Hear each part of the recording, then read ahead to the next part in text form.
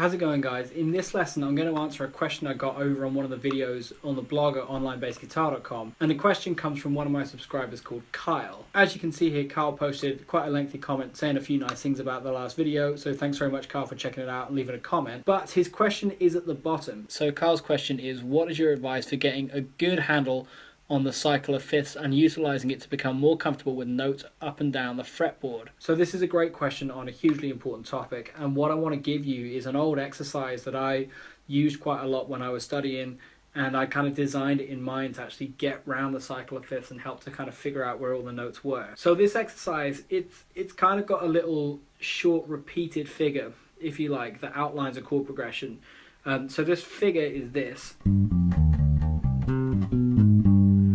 That was the figure. Basically the way that this exercise came around was, at the time I was studying a lot of Bach, a lot of J.S. Bach music, and I was really impressed with the way that just with one line, not with harmony, just with one sort of linear passage, he was able to outline the sound of a chord progression and a chord change. And what I really wanted to create was an exercise where I could hear a chord change within the notes that I was playing. So what I decided to do is to make the kind of chord sequence, if you like, a kind of a 1 to 5, like a minor 1 to 5. So the first bit will start off in C.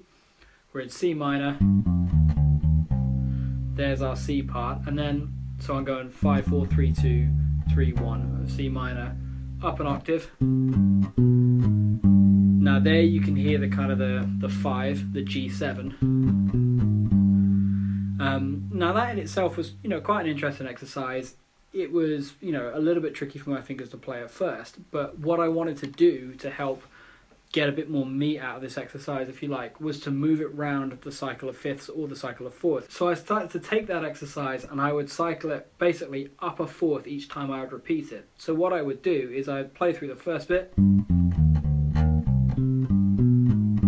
then I would put a little D flat on the end there to kind of imply almost like a sort of a C7 flat 9, and then I'll be able to repeat the passage up again a fourth.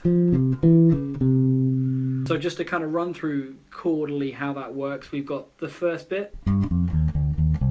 Think of that as a kind of a root position C minor chord. So that's the tonality you've got. The second bit, that gives us our kind of G7 tonality, if you like. So which we would usually have going back to a C minor, but I decided to chuck this D flat in at the top, which leads, it's a kind of a C7 flat 9 sound, and you can see once that's on there, that enables us to shift the whole pattern up a fourth and start again. And I can keep moving around and round and round and round. So I'm going to play through the whole exercise now, and there are two things that I really want you to pay attention to as I do it. One is just take a look at my hands and look how far it takes me around the neck. It will really take me all over. I mean, a couple times when I go up to that octave bit at the top, I have to put it an octave lower to kind of keep in range of the bass, but that's just one of those things, and in a way it kind of makes the exercise a little bit more interesting. And then the second thing I want you to be able to listen out for is the actual sound of these chord changes. So being able to hear C minor, G7, and then into an F minor, C7, B flat minor, F7. So we've got this kind of 1-5 constant motion, but it's moving in round the cycle of fourths each time. Okay, so we're going to start in C. F, B flat, E flat, A flat, D flat, F sharp, B, E, A, D minor, G, and then we're back to C.